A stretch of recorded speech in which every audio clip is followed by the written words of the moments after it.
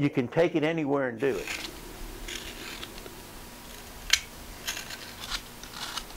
It really relaxes you. Anybody that's really uptight, learn how to carve.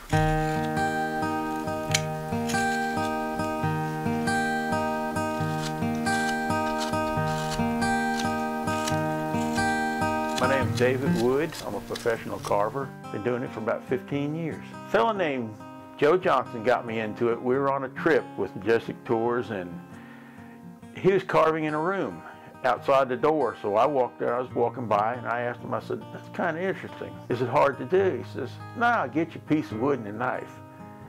I thought to myself, okay, here goes all my fingers. And we carved a small bird out and just had a good time carving it out. And then it grows into something you want to do all the time.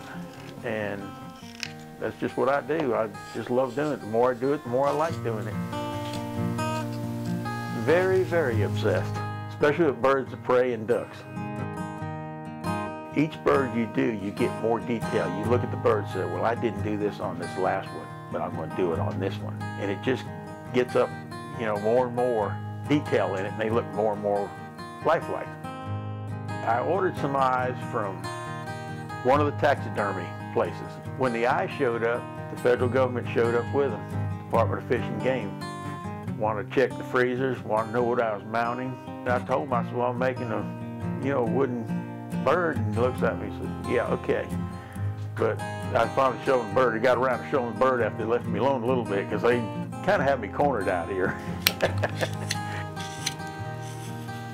When you carve, you always carve from the heel of the knife to the toe of the knife. I've slipped with knives. I've cut them quite a few times. 50, 60 times I've had some pretty good cuts. Right in here. There's a straight gouge, a V gouge. You know, you learn to get around that. You start wearing your thumb guards. You think, hey, I'm carving here without a glove on. You think, well, is it worth the hospital trip? If you cut yourself with a glove on, you need a Band-Aid. If you haven't got it, you're going to a trip to the hospital. You can power carve it, but I try to teach people to do it the old way. You carve it with a knife and a chisel. Anybody can power carve. To me, that's cheating. To do an art right, the old-time way, you carve it with a knife and a chisel. I know how to do it. I can teach people how to do it with a grinder, but I don't like doing it. I'm computer illiterate, so that leaves me out of that ball game. So I bought every book I could find on carving, because they're going to stop making books. They're all going on computer. And it's just something else that's dying out. Most projects about 40 hours.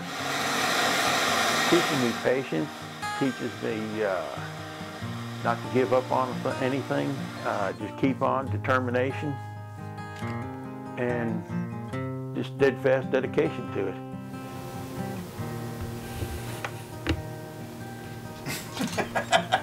She's branded.